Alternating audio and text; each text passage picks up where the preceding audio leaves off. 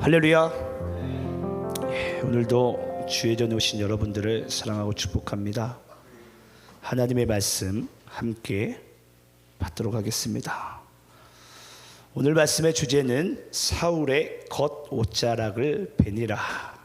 사무엘상 24장 1절로 7절입니다. 사울의 겉옷자락을 베니라. 사무엘상 24장 1절로 7절입니다.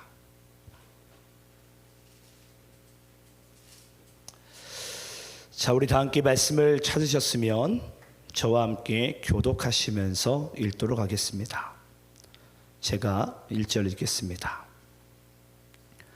사울이 블레셋 사람을 쫓다가 돌아오매 어떤 사람이 그에게 말하여 이르되 보소서 다윗이 엔게디 광야에 있더이다 하니 사울이 온 이스라엘에서 택한 사람 3,000명을 거느리고 다윗과 그의 사람들을 찾으러 들림서 바위로 갈새 길가 양의 우리에 이른즉 굴이 있는지라.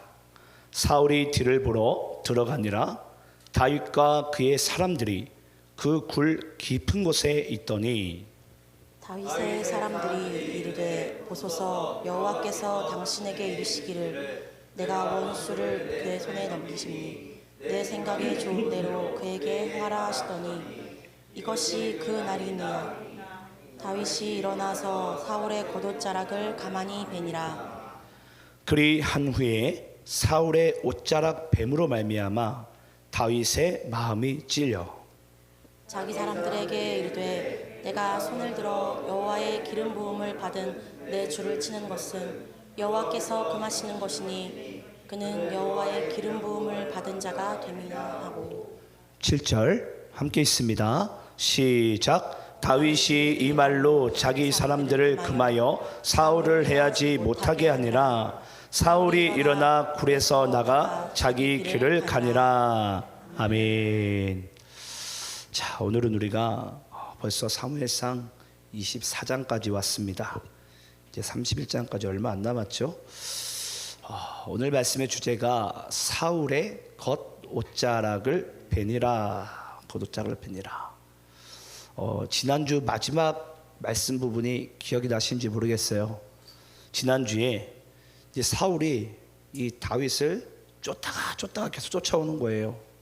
그래서 하나님께서 지난 시간에 이제 블레셋을 갑자기 또 일으키셔가지고 사울이 다윗을 쫓던 방향을 하나님께서 블레셋 방향으로 바꾸십니다. 기억나시죠? 그래가지고 이 다윗은 이 엔게디 광야 가운데 숨게 되는데 또 이 엔게디 광야 가운데 숨게 되는데 참 또 그래요. 또 어떤 사람이 이 엔게디 광야에 다윗이 숨어 있습니다 라고 또 사울 왕에게 고발을 하는 거예요. 고발을. 그래서 우리가 계속해서 다루겠지만 이 다윗은 항상 이 사무엘 상에서는 쫓기는 인생을 살아가게 됩니다. 광야에서 도망자의 인생. 그런데 항상 하나님은 이 다윗을 떠나지 않으세요. 그래서 오늘 우리가 이 말씀을 볼 때에 어떻게 이 다윗의 인생 가운데 하나님께서 떠나지 않으시고 다윗을 항상 보살폈는지, 도리어 이 다윗을 죽이고자 쫓고 있는 사울과는 하나님께서 또 함께하지 않으시는지, 또 그들의 일생의 또 결말은 또 어떻게 되는지를 함께 보게 될 텐데요. 오늘 이 다윗은 지금 어디에 숨어 있다고요? 엔게디 광야. 우리 한번 엔게디 광야를 한번 잠시 볼 텐데, 이 엔게디 광야는 먼저 엔게디라는 뜻은 무슨 뜻이냐면 새끼 염소의 샘이라는 뜻을 가지고 있습니다. 새끼 염소의 샘. 그것에 쉽게 얘기하자면 여러분 샘이 있어요. 그래서 바위가 새끼 염소와 닮았다고 해가지고 새끼 염소의 샘입니다. 자, 일단 우리 한번 사진을 제가 3장을 좀 준비했는데, 자 여러분 여기 파란색이 사해바다예요. 사해바다고 여기 보니까 제일 영어 중에 아래쪽에 보니까 엔게디라고 딱 봐도 보이시죠? 저기가 이제 엔게디 광야인데 뭔가 좀 광야라고 하기에는 되게 이 비탈진 그런 좀 약간 험난한 지형으로 되어져 있습니다. 조금 더 확대해서 한번 볼까요? 두 번째 사진. 예, 이렇게 돼 있어요. 이제 그래서 좀 광야라고 하기엔 뭔가 좀 약간 골짜기 같고, 그래서 여러분들 여기 보면은 풀이 어디에 있죠? 골짜기 안으로 있죠. 그 뜻은 뭘까요? 여기에 물이 흘렀다는 증거죠. 물이 흘렀다는 증거. 그래서 여러분 여기 광야를 가보면 여러분 항상 물이 흐른 곳에서만 이렇게 딱 나무를 볼 수 있습니다. 예. 그리고 다음 사진 한번 볼까요? 이게 바로 여러분 바로 그 아까 골짜기 끝자락에 가보면 이와 같이 이제 폭포가 있습니다. 그래서 여러분 이스라엘 지역을 가게 되면은 이제 북쪽에는 이제 폭포가 큰 폭포가 있어요. 예. 그런데 남쪽의 이스라엘 땅 중에 유일하게 폭포가 흐르는 샘은 이 엔게디밖에 없습니다. 엔게디 샘. 엔게디 샘밖에 없어요. 그러니까 모든 이 엔게디 샘 말고는 모든 땅이 다 이제 못 먹는 물이고 마실 수 없는 물이에요. 이제 그런 상황 가운데 이 남쪽에는 이 샘밖에 없는데, 그래서 아마도 다윗은 도망을 당기다가 아무래도 또 오랫동안 머물러 있어야 되니까 여기는 아무래도 이제 과실 수도 있겠고 물도 있겠고 아무래도 조금 버티기가 쉬운 곳이겠죠. 그래서 이제 다윗이 이제 여기에 엔게디 광야에 숨게 됩니다. 근데 이 엔게디 광야 가운데 숨어 있는데 이 사울이 계속 쫓아요. 여러분 솔직히 만약에 여러분들이 다윗이라면 마음이 편안할까요? 지금도 뭐 우리가 본문에서 1절에서 나왔지만 누군가가 다윗을 고발하잖아요. 다윗이 엔게디 광야에 숨어 있습니다 라고 사울 왕에게 고발해요. 그러면 솔직히 지금 마음이 너무나도 조급해요. 이때 다윗이 여러분 하나님 여호와께 시를 쓴 것이 있는데 우리가 좀 그 시를 한번 읽어보도록 하겠습니다. 시편 42편 우리 1절 5절인데요. 엔게디 광야에 숨어있는 다윗의 시입니다. 우리 한번 시편 42편 1절로 5절, 아마 여러분들이 잘 아시는 말씀 구절일 거예요. 자, 제가 1절부터 5절까지 한번 교독하면서 읽습니다. 하나님이여, 사슴이 시냇물을 찾기에 갈급함같이 내 영혼이 주를 찾기에 갈급하니이다. 내 영혼이 하나님 곧 살아계시는 하나님을 갈망하나니 내가 어느 때에 나아가서 하나님의 얼굴을 배울까. 사람들이 종일 내게 하는 말이 내 하나님이 어디 있느냐 하오니 내 눈물이 주야로 내 음식이 되었도다. 내가 전에 성기를 지키는 무리와 동행하여 기쁨과 감사의 소리를 내며 그들을 하나님의 집으로 인도하였더니 이제 이 일을 기억하고 내 마음이 상하는도다. 5절 함께 있습니다. 시작. 내 영혼아, 내가 어찌하여 낙심하며 어찌하여 내 속에 불안해하는가. 너는 하나님께 소망을 두라. 그가 나타나 도심으로 말미암아 내가 여전히 찬송하리로다. 아멘. 여러분, 바로 시편 42편 말씀이 우리 특히 뭐 권사님 나이들도 다 아시는 복음성가인 이 목마른 사슴의 배경이 되는 말씀입니다. 여러분, 이 팔레스타인 지방 이 광야에 가게 되면 사슴들이 있어요. 이 사슴들이 가을철만 되면은 반드시 교미를 합니다. 교미를, 짝짓기를. 그래서 이 광야에서는 사슴들이 있는데 그 사슴들이 가을철만 되면 짝짓기를 해요. 그러면 그 시기 때 짝짓기를 안 하면 안 되기 때문에 모든 사슴들은 다 암놈은 순놈을, 순놈은 암놈을 찾으러 다닙니다. 근데 여러분들 혹시 광야를 가보셨는지 모르겠는데 광야는 우리 사람들도 생수를 하루에 한 2-3병 들고 가지 않는 이상은 몇 시간 못 버팁니다. 2시간 못 걸어요. 1시간 걸으면 힘들어서 못 견딥니다. 목이 말라가지고. 근데 이 사슴의 입장에서는 이 가을철이 아니면 짝짓기를 할 수가 없어요. 여러분 아시겠지만 동물들에게 이 교미하는 시기와 짝짓기 시기는 자기의 생명을 다해서라도 짝짓기를 해야만 합니다. 아니면 종족 번성이 안 돼요. 근데 그들이 이 광야이다 보니까 막 그들이 쫓아다니겠지만은 그건 목이 마를까요, 안 마를까요? 말라요. 그럼 목이 마르게 되면 그때 뭐 해야 되겠죠? 샘을 찾으러 가야 되겠죠. 샘을 찾으러. 예. 뭐를 뒤로 두고 자기 지금 이 시기에 중심이었던 짝짓기를 그만두고 이 샘을 찾으러 간다고요. 샘을 찾으러. 여러분, 이 목마른 사슴의 배경이 바로 이와 같습니다. 어찌 보면 다윗에게 또는 우리에게 삶의 우선순위라는 게 아마 있을 거예요. 우선순위. 나에게 중요한 거. 내가 이 일을 하지 않으면 하나님 나 죽습니다 하는 일이 있을 거예요. 그런 일이.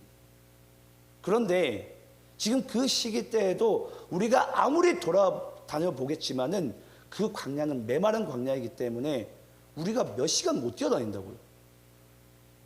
그 내가 우선순위로 생각하는 그 일을 우리가 능히 해내지 못한다고요. 그때는 우리 뭘 찾으러 가야 된다고요? 샘을 찾으러 가야 돼요. 샘을. 그래서 이 남쪽 지방에 유일하게 이 엔게디 샘이 유일하게 있는 것입니다. 우리가 여러분 아시겠지만 우리 요한복음 4장 말씀 보게 되면은 사마리아 여인이 나오죠.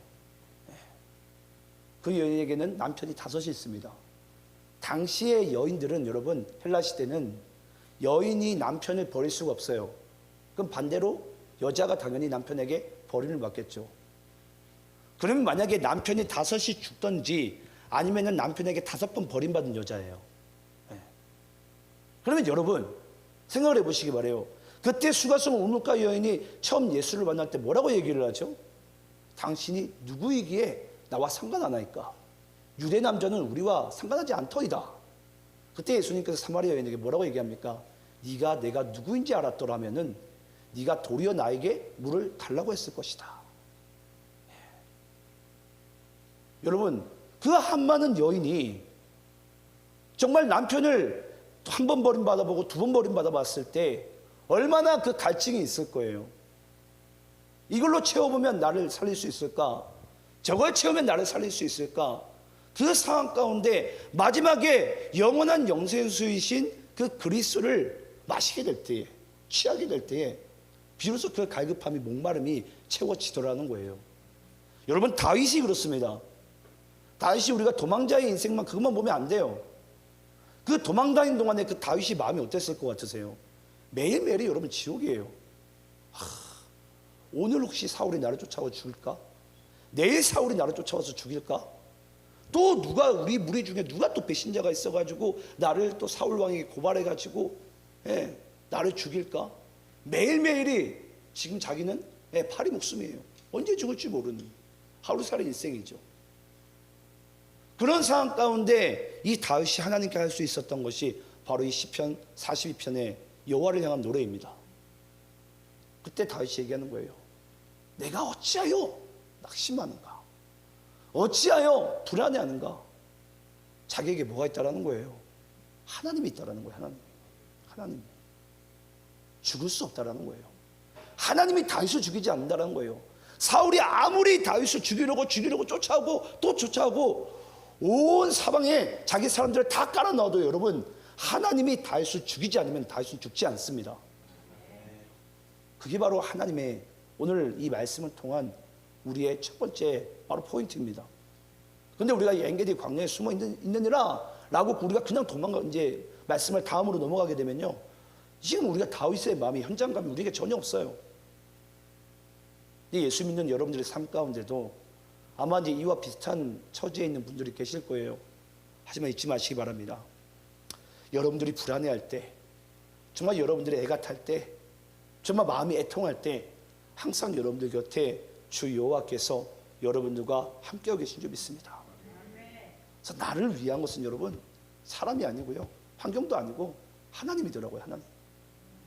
그 주 예수를 항상 내 마음 가운데 모실 때에 우리의 마음에 참 평안이 임하고 말할 수 없는 기쁨과 그 감격 가운데, 감사함 가운데 다윗처럼 여호와를 향해서 노래할 수 있는, 내 비록 눈에 보인 상황은 나에게 사망의 음침한 골짜기와 같지만은 그러나 나는 나와 함께 하신 여호와로 인해서 노래할 수 있는 것, 이것이 바로 하나님께서 우리에게 허락한 삶인 줄 믿습니다. 그런 중심을 가지고 오늘 말씀을 좀 볼 텐데요, 1절 말씀을 제가 다시 한번 읽어보겠습니다. 자, 1절부터 3절까지 제가 읽습니다. 사울이 블레셋 사람을 쫓다가 돌아오매 어떤 사람이 그에게 말하여 이르되 보소서 다윗이 엔게디 광야에 있더이다 하니 사울이 온 이스라엘을 택한 사람 3,000명을 거느리고 다윗과 그의 사람들을 찾으러 들염소 바위로 갈새 길가의 양의 우리에 이른즉 굴이 있는지라 사울이 뒤를 보러 들어가니라 다윗과 그의 사람들이 그 굴 깊은 곳에 있더니. 자, 자, 여러분, 조금 이게 묘사적인 측면이 많이 나왔기 때문에 여러분께 상황 설명을 좀 해드리겠습니다. 지금 다윗은 이 엔게디 아까 광야에 가보시면요, 굴이 여러 개가 있습니다. 굴이. 고대 사회에서는 당시에 목자들이 다 메말랐기 때문에 이 양들을 치고 다니다가 너무 더울 때는 이 굴 안에 양들을 집어넣어놔요. 그러다가 다시 이제 또 조금 이제 해가 좀 가고 나면은 움직여가지고 그 양들은 이제 물을 마시게 합니다. 고대 사회 때 그렇게 쓰임 받았어요. 근데 나중에 이 굴이 나중에 시간이 지나면서 또 무덤으로 사용되게 됩니다. 지금 어찌됐건 지금 이 다윗은 자기 백성들과 함께 우리 지난 시간에 보니까 600명이었죠. 그 600명과 함께 이 굴 깊은 곳에 지금 들어가 있어요. 근데 여러분 3절에 보니까 사울이 고발한 사람의 이야기를 듣고서 지금 다윗이 지금 굴이 너무 많으니까 어떤 굴인지 모릅니다. 어떤 굴인지는 모르는데 지금 사울이 군대들과 함께 3,000명 거느리고 지금 왔는데 갑자기 여기 3절에 보면은 길가 양의 우리에 이른즉 굴이 있는지라 사울이 뒤를 보러 들어가니라. 여기서 뒤를 보러 들어가니라라는 것은 무슨 뜻이냐면 쉽게 말하면 우리 식으로 얘기하면 뒷간을 얘기합니다. 뒷간. 용변을 보러 들어간 거예요. 용변을 보러. 예, 어떤 의미인지 아시겠죠? 그래서 지금 다윗은 안 보이고 갑자기 사울 왕이 이 용변이 보고 싶었나 봐요. 그래가지고 지금 굴로 들어가게 됩니다. 그럼 당연히 이 남자니까 이제 용변을 보게 되면 바지를 내렸겠죠. 근데 시원하게 이제 아마 뭐 작은 걸 봤든 큰 걸 봤든 아무튼 봤을 거예요. 근데 여러분 지금 이 용변을 보고 있는 이 상황 가운데 굴 더 깊은 곳에 누가 있죠? 다윗의 군대가 있는 거예요. 다윗의 군대가. 근데 여러분 한번 잘 생각해 보시기 바래요. 지금 이 순간이 다윗에게는 어떤 순간이죠? 예, 사울을 죽일 수 있는 유일한 기회. 이런 기회가 없어요. 이런 기회가. 예. 그러면 아마 우리 같았으면, 저도 포함해서 우리 같았으면 아마 사울을 냅다 죽여버려야 됩니다. 지금. 그래야지 나의 도망자 인생이 끝을 맺죠. 그러니까 이 상황이 되게 상당히 웃긴 거예요. 하나님과 함께하는 다윗은 숨어도 그곳에 숨어 있고, 또 이 악령과 함께하는 사울은 굳이 또 용변을 보고 있는데 또 걔네들이 숨어 있는 굴에서 용변을 보고 있는 거예요. 여러분 이게 참 우리가 좀 우픈 부분이기도 한데 상당히 재밌지 않습니까? 성경이. 하나님과 함께하는 사람은 피해도 참 하나님께서 좋은 곳을 피하게 해주시고요. 하나님을 떠난 사람은 이 용변을 보더라도 적군들이 숨어있는 곳에 용변을 보는 거예요. 여러분 이것이 우연의 일치인 것 같지만 우연의 일치가 아닙니다. 그래서 어찌됐건 다윗과 다윗의 군대는 지금 이 사울을 죽이기에 아주 절호의 찬스 가운데 있습니다. 그때 여러분 다윗이 어떻게 이것을 반응하는지, 또 사람들은 또 다윗의 군대는 어떻게 반응하는지를 우리가 한번 말씀을 통해서 함께 한번 볼 텐데요. 우리 한번 4절 말씀 한번 읽어보겠습니다. 4절 말씀. 자, 4절 함께 한번 읽어봅니다. 자, 시작. 다윗의 사람들이 이르되 보소서 여호와께서 당신에게 이르시기를 내가 원수의 내 손에 넘기리니 내 생각에 좋은 대로 그에게 행하라 하시더니 이것이 그날이니이다 하니 다윗이 일어나서 사울의 겉옷자락을 가만히 베니라. 자, 여러분 다윗의 사람들이 뭐라고 얘기하죠? 다윗 왕이여 보소서, 지금 하나님께서 당신에게 이 적군을 넘겨준다고 했는데 바로 그날이 오늘입니다. 무릎을 딱 치면서 지금 우리가 사울 왕을 잡아야 된다고, 지금 죽여야 된다고, 지금 죽여야 된다고. 여러분 기억나십니까? 예수께서 마태복음 26장 말씀 가운데 이 땀방울이 핏방울이 되기까지 겟세마네 동산에서 기도하시고, 그 가룟 유다와 대제사장과 로마 군대가 이 예수를 잡으려고 왔을 때에 나머지 제자들이 어떻게 하죠? 칼을 딱 들고서 예수를 보호하려고 합니다. 내가 예수님 지켜야지. 지금도 사람들은 그래요, 여러분. 사람들은 뭐하라고 얘기하죠? 지금 다윗 왕에게 이 순간이 찬스이니까 이 순간에 이 사울의 목을 베야 된다는 거예요. 이제 여러분 여기서 우리가 자세히 볼 줄 알아야 됩니다. 만약에 여기서 다윗이 하나님의 음성이 아니라 사람의 음성의 그 행동을 옮겼다라면 여러분 다윗 또한 사울과 똑같은 처지가 됐을 거예요. 왜냐 우리가 보기에 딱 찬스니까. 근데 우리가 마태복음 26장 말씀 가운데 이 베드로가 대제사장의 종 그 말고의 귀를 자를 때에 그때 예수께서 베드로에게 뭐라고 얘기하죠? 칼로 흥한 자는 칼로 망하느니라. 망하느니라. 너는 내가 하나님 아버지께 기도하면은 천군 천사를 지금 이 땅 가운데 보내지 않으실 줄 너는 모르느냐? 내 그 힘이 없어서 능력이 없어서 내가 지금 그 일을 안 하는 줄 아느냐? 그러면은 이 십자가의 하나님의 놀라운 구원의 역사가 어떻게 성경에 응하게 되냐라고 말씀하시는 거예요. 지금도 여러분 하나님께서는 여러분 지금 다윗의 입장에서는 정확한 명분이 있어요. 어차피 여호와의 영을 떠난 사람이에요. 그 다윗이 왕으로 기름 부음 받았어요. 그가 지금 다윗을 수없이 죽이려고 쫓았으니까 다윗이 만약에 예를 들어서 사람들 앞에 명분이 있죠. 아, 내가 이 사람을 죽인 것도 명분이 있고 여호와께서 언젠가는 이 사람을 나한테 넘겨준다고 했으니까 그날이 오늘 맞구나.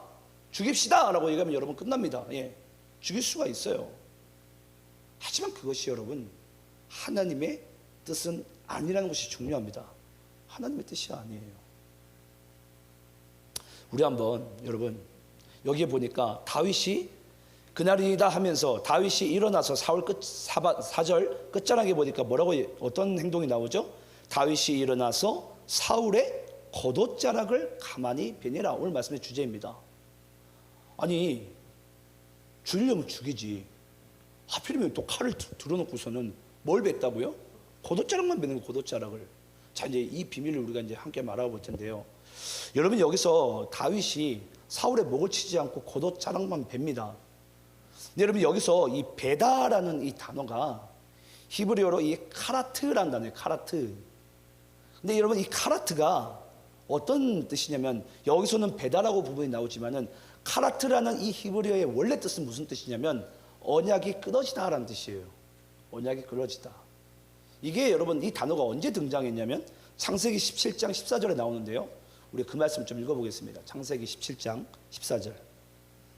자, 함께 한번 읽어보겠습니다. 자, 시작. 할례를 받지 아니한 남자 곧 그 포피를 매지 아니한 자는 백성 중에서 끊어지리니 그가 내 언약을 배반하였음이니라. 여러분 여기에 보니까 할례 또 내 언약을 배반한 자, 그 자는 어떤 자라고요? 백성 중에서 끊어지게 된다.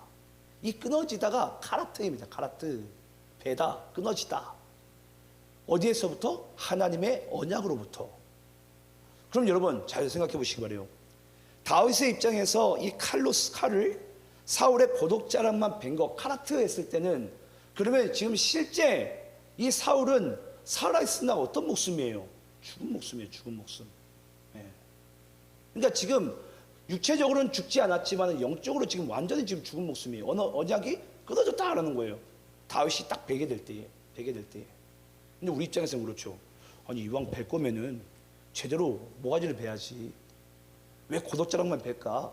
라고 생각할지 모르겠지만 다윗은 어찌됐건 칼을 들고서 겉옷자락을 베게 되고 그때 이후로 딱 이 기점으로 이제 영적인 부분마저도 실제 또 부분마저도 지금 이 사울의 왕의 시대가 이제 막을 내리고 다윗 왕의 시대로 이제 열리는 가장 중요한 이 포인트가 바로 이 포인트예요. 사무엘 24장 이 말씀의 포인트가 하나님께서 이제 완전히 사울이 이제 완전히 막을 내리시려 하는구나. 그리고 다윗의 하나님의 새로운 왕족을 하나님께서 세워 나가시겠구나. 그래서 이것을 베니라 카라트라는 부분이 나오게 됩니다. 그래서 여러분 아시겠지만 아브라함이 만약에 하나님의 언약을 결국 못 지켰잖아요. 그래서 누굴 낳게 되죠? 이스마엘을 낳게 되죠. 그래서 하나님께서 아브라함에게 너와 내 가족 남성 모두는 뭐라고 하죠? 할례를 행하라고 한 거예요. 할례를 행하지 않으면은 너희들이 이스마엘 같이 내 언약을 지키지 못할 거니까 내 백성에서 끊어지리라. 내 언약에서 끊어지리라. 예. 그러니까 사울도 만약에 하나님의 말씀을 지켰더라면은 하나님께 그 믿음의 삶을 살았더라면은 그렇지 않았겠죠. 우리 한번 사무엘상 15장 27, 28절 말씀 읽어볼게요. 근데 여러분 다윗이 그냥 자른 것 같잖아요.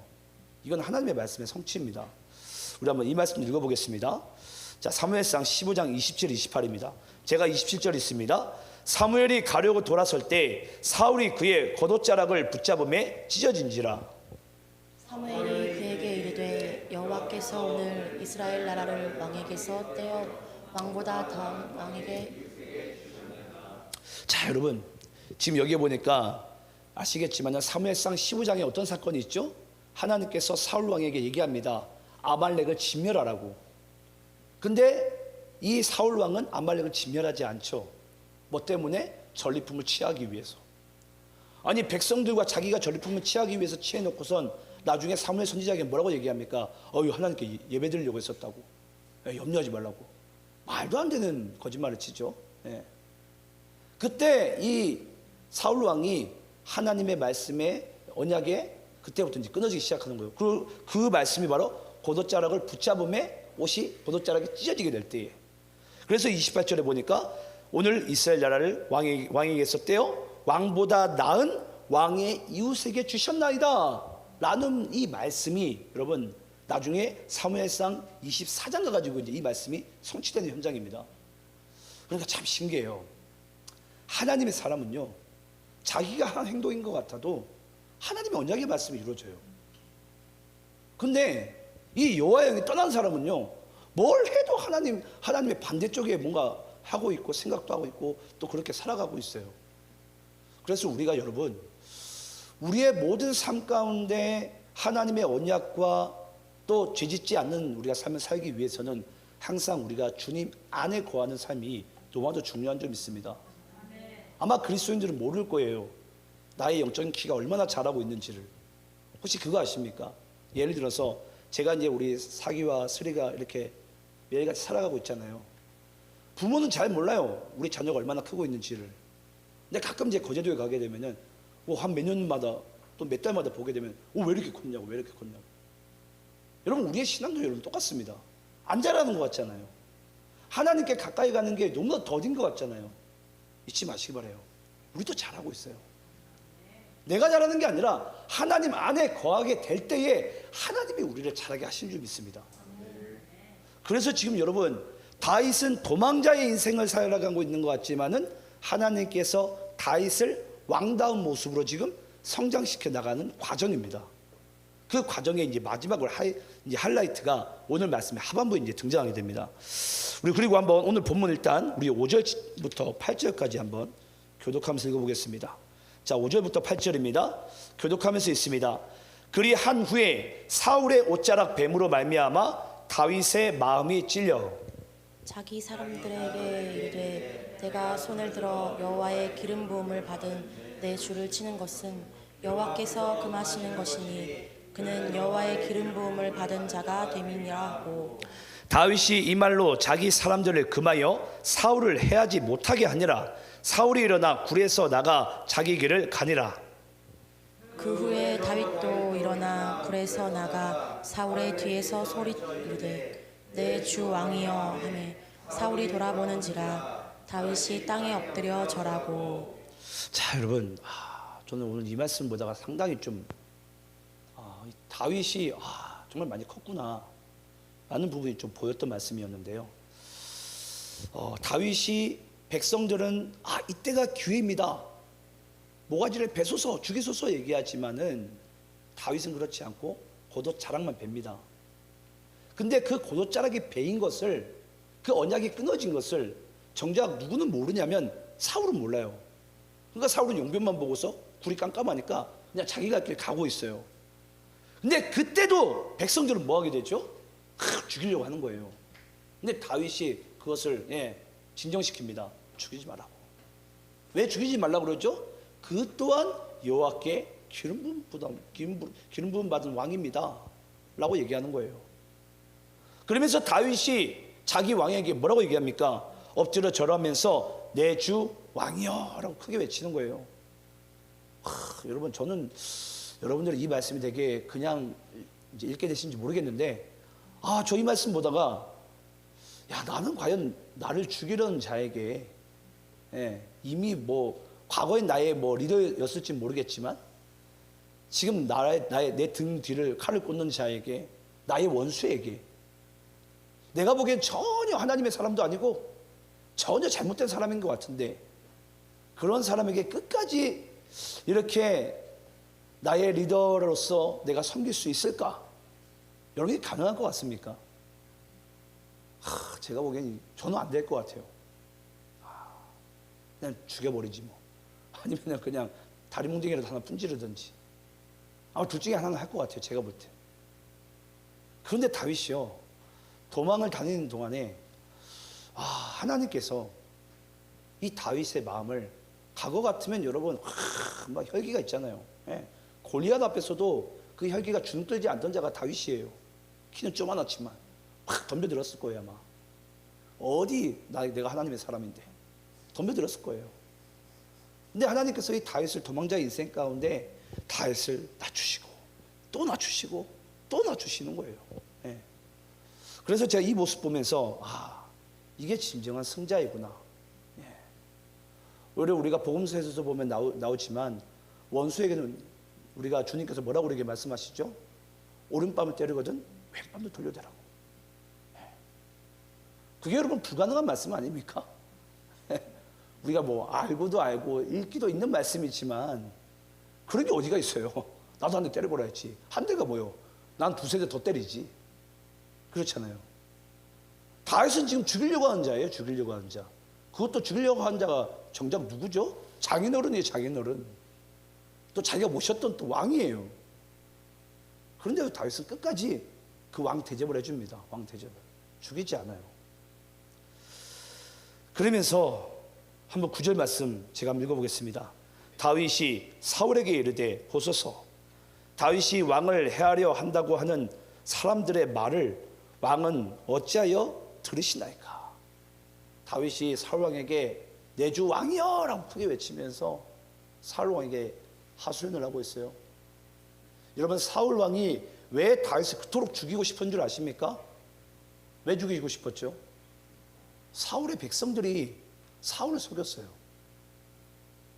원래 사울은 그 순간에 백성들이 어떤 이야기를 하더라도 원래 누구의 음성을 들어야 됩니까? 하나님의 음성을 들어야 돼요. 지금 다윗이 하나님의 음성을 듣지 않고 백성들의 소리를 듣고 사울을 죽였더라면 다윗도 여러분 결국은 버림받게 됩니다. 그러니까 우리가 보기에 아무리 그것이 선한 일이고 명분이 좋은 일일지라도 하나님의 선한 방법이 아니면 여러분 그 일을 우리는 행하면 안 됩니다. 근데 우리가 막 우리의 의로움으로써 팍 덤벼들죠. 막 덤벼들어요. 이게 어디가 있냐, 이런 게 어디가 있냐. 근데 다윗은 여러분 그 순간에 백성으로부터는 길을 닫고 하나님으로부터 길을 열게 됩니다. 근데 여태까지 사울은 다윗을 죽이고 싶었던 이유가 하나님으로부터는 길을 닫고 백성으로부터는 길을 열었기 때문입니다. 그러니까 사울은 계속해서 다윗만 쫓고 앉아 있는 거예요. 왜냐? 사람들이 다윗이 아마 당신의 왕 자리를 아마 뺏을걸요. 조심하셔야 됩니다. 조심하셔야 됩니다. 그러니까 저 같아도 죽여야 되겠구나. 그런 상태 가운데 가게 되는 거죠. 자, 그러면서 우리 10절 11절 말씀 한번 교독하면서 읽어보겠습니다. 제가 10절 있습니다. 오늘 여호와께서 굴에서 왕을 내 손에 넘기신 것을 왕이 아셨을 것이니이다. 어떤 사람이 나를 권하여 왕을 죽이라 하였으나 내가 왕을 아껴 말하기를 나는 내 손을 들어 내 주를 해하지 아니하리니 그는 여호와의 기름 부음을 받은 자이기 때문이라 하였나이다. 내 아버지여 보소서, 내 손에 있는 왕의 옷자락을 보소서. 내가 왕을 죽이지 아니하고 겉옷자락만 베었은즉 내 손에 악이나 죄가가 없는 줄을 오늘 아실지니이다. 왕은 내 생명을 찾아 해하려 하시나 나는 왕에게 범죄한 일이 없나이다. 자, 여러분, 여기서 이제 우리 일상의 삶에서도 가장 이제 중요한 대목에 이르렀습니다. 지금 다윗이 사울 왕을 죽이지 않는 이유가 뭐예요? 다윗은 하나님이 기름 부으신 왕이기 때문에. 사울이. 그러니까 다윗이 사울을 죽이지 않는 거예요. 그러니까 다윗은 하나님의 말씀을 듣는 거예요. 이는 나의 기름 부음 받은 왕이라는 거예요.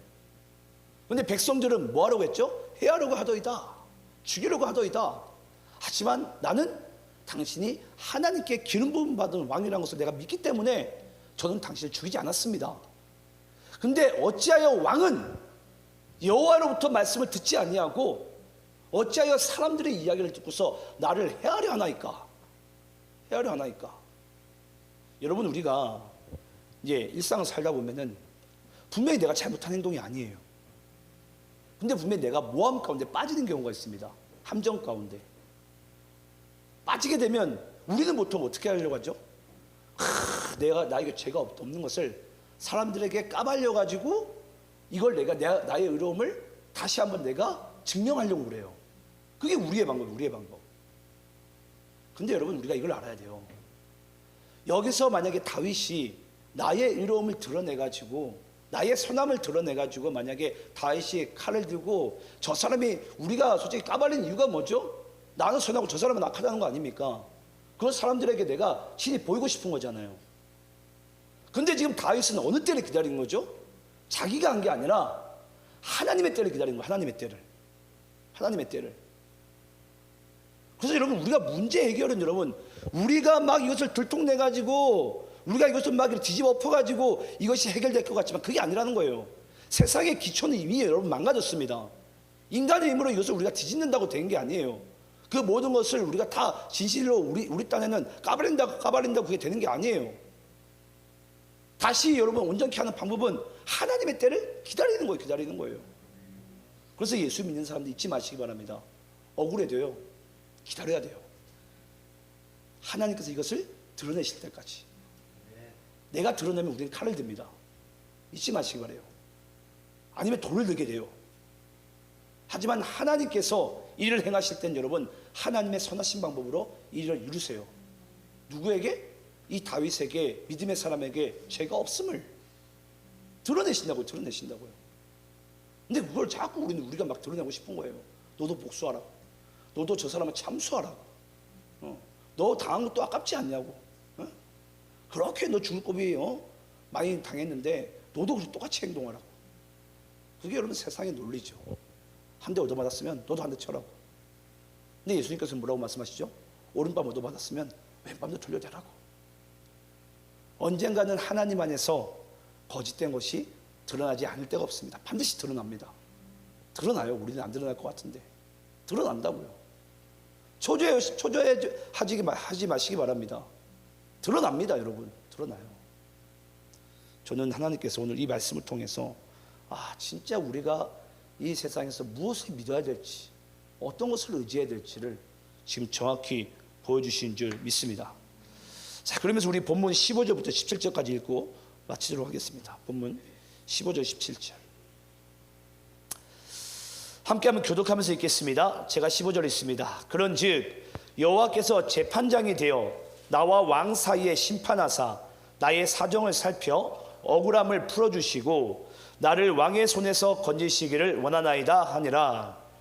다윗이 사울에게 이같이 말하기를 마침에 사울이 이르되 내 아들 다윗아 이것이 내 목소리니 하고 소리를 높여 울며 17절 함께 있습니다. 시작. 다윗에게 이르되 나는 너를 학대하되 너는 나를 선대하니 너는 나보다 의롭도다. 여러분, 기적이 일어났어요. 지금 기적이. 원래 지금 사울은 어떤 상태였습니까? 다윗을 죽이고자 이 도끼가 가득 찬 상태였어요. 근데 지금 사울이 다윗에게 자기 입으로 뭐라고 얘기하고 있죠? 네가 나보다 의롭다. 나는 너를 분명히 죽이려고 했는데 너는 나를 해하려고 하지 않더라. 지금 이것을 여러분 다윗이 드러냈습니까? 아니에요. 하나님이 드러내신 거예요. 하나님의 때에. 그러니까 누구도 죽지 아니하고 누구도 피해받지 아니하고 지금 이 상황 가운데 하나님께서 하나님의 의로우심을, 믿는 사람의 그 의로우심을 주님께서 드러내시는 거예요. 이게 여러분 믿는 자의 삶입니다. 믿는 자의 삶. 내가 막 도끼 품고 내가 복수하려고 하는 인생이 아니라 주님, 내가 주님의 때까지 인내합니다. 하나님의 뜻대로 하옵소서. 하나님의 뜻대로 하옵소서. 여러분 참 근데 제가 성경을 보면서 너무나도 놀라운 게 뭔 줄 아세요? 우리 한번 여러분 아시겠지만 사울 왕에서 나중에 이 왕권이 누구에게 넘어가죠? 다윗에게. 다윗에서 나중에 왕권이 누구에게 넘어가죠? 솔로몬에게. 솔로몬 다음에 어떻게 되죠? 이스라엘이 두 동가리가 납니다. 북이스라엘과 남유다로. 그건 이제 여러 가지 증거가 있겠지만은 우상 숭배가 가장 큽니다.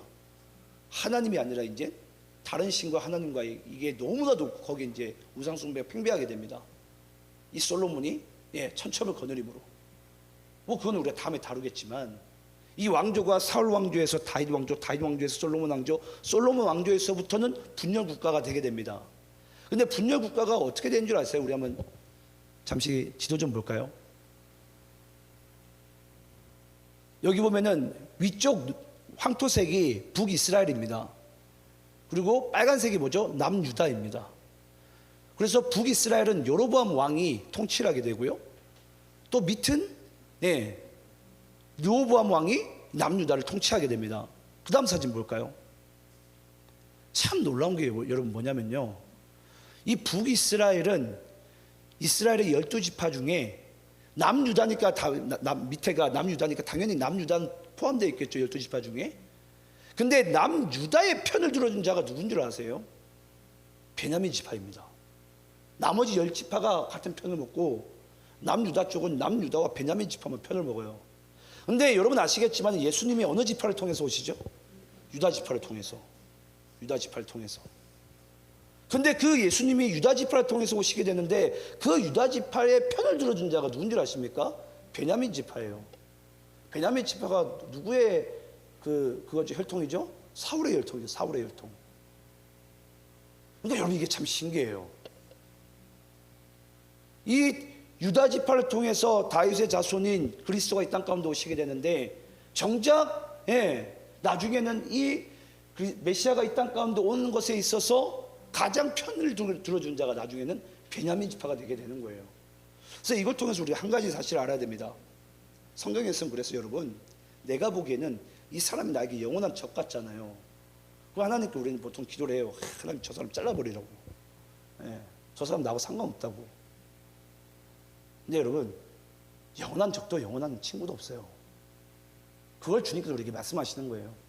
지금 당장에는 다윗의 입장에서는 가장 강한 적이 누구예요? 베냐민이잖아요. 사울이잖아요.